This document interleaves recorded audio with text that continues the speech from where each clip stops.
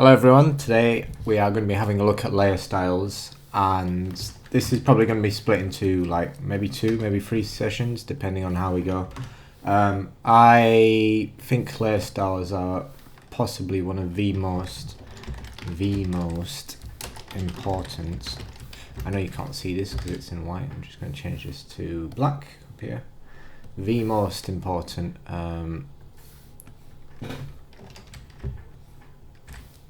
things in Photoshop. I'm going to change this text, so I'm going to hit T and just move down to something a bit bolder.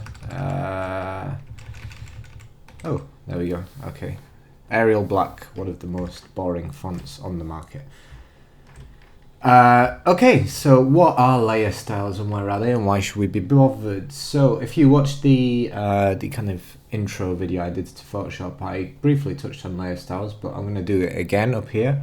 If you don't have this window, you can go down to styles, and there should be some default ones that come with Photoshop. So you might not have all of these. In fact, you won't have all of these, but I think like you should have up to there. I think all of these are stock ones, and then I believe, yeah, there's loads of like extra ones here, but these are the ones I use the most. But feel free to check out any of these menus. Will bring up like their own layer styles.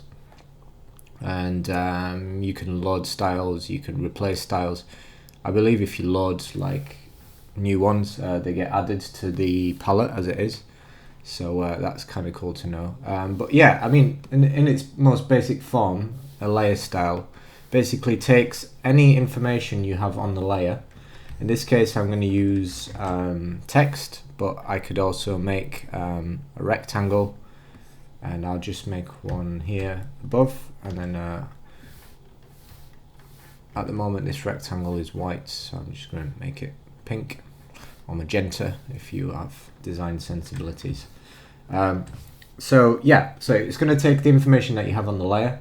So here we have a rectangle, and here we have text, and what it will do is that if you double click on the right hand side of the layer here, you get this menu. As you can see, there's so much going on in this menu. Again, I'm running the latest version of Photoshop, so if you don't have things here, they have changed this. Like now you can stack more than one stroke, more than one inner shadow, more than one color gradient, blah, blah, blah. So you can actually stack.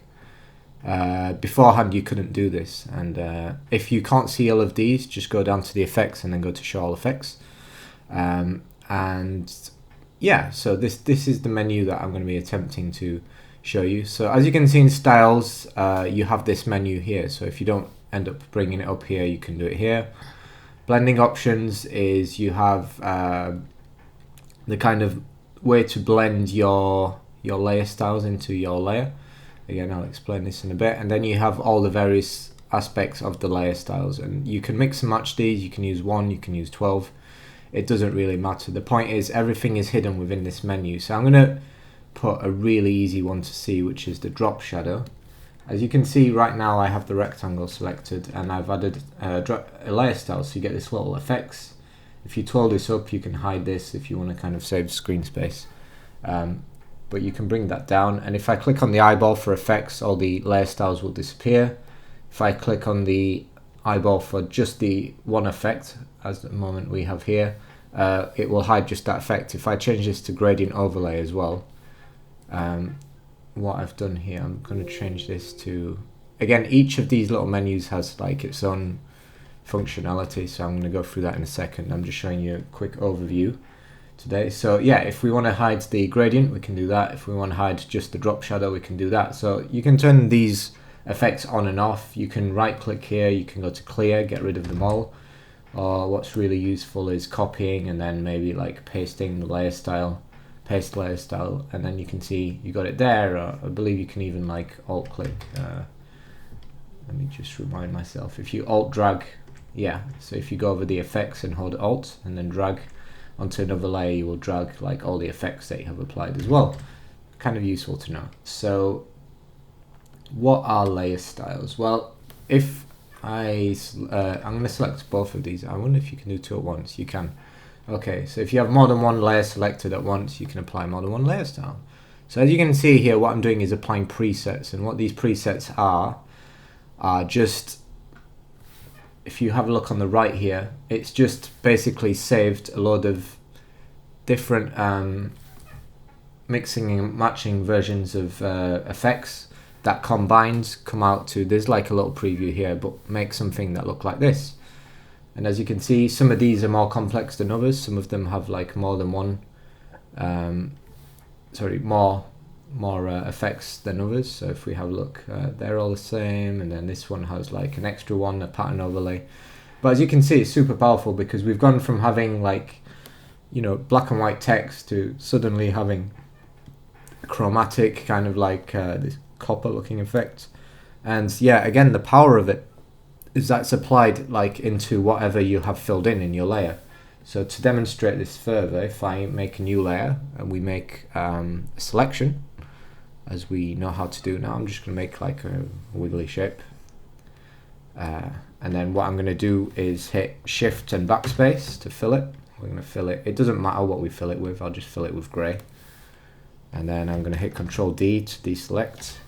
And again, if I alt drag this effect up, you'll see that we've filled in that.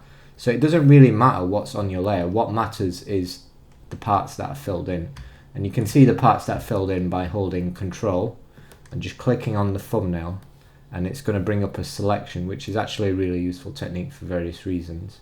But you can just bring up a selection of whatever your layer has filled in. So here we're going to see, obviously, we have the rectangle. Here we have the wiggly shape. And if we click on the T, we get the selection for the text.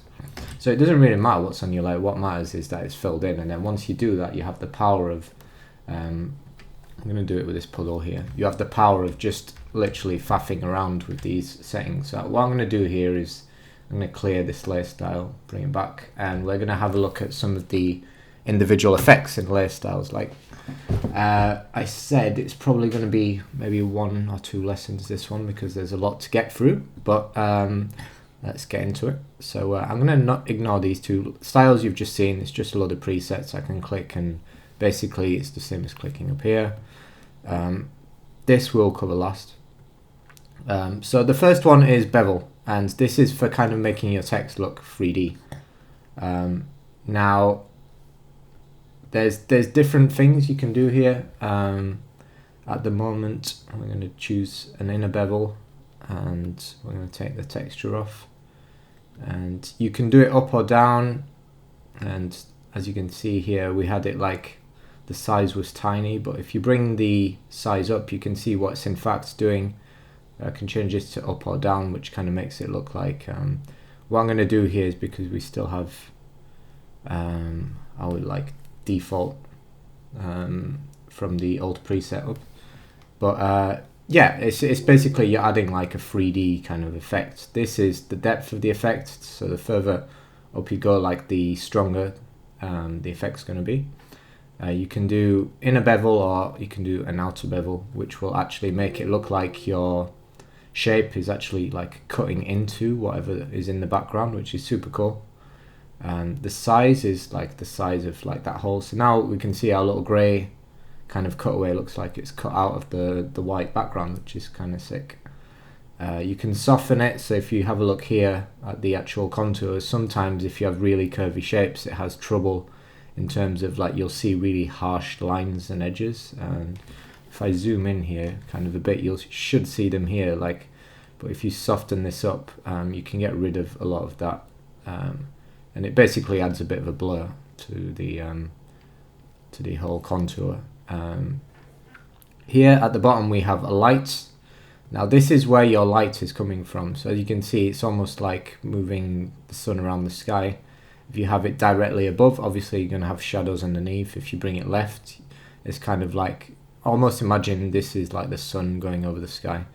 And if you click use global light, what this is going to do is, if more than one effect uses the shading, then they will all use like the same angle, which might seem kind of confusing, but if I find one later on, and I think trying to think which one also uses, I think drop shadow, yeah, use global light.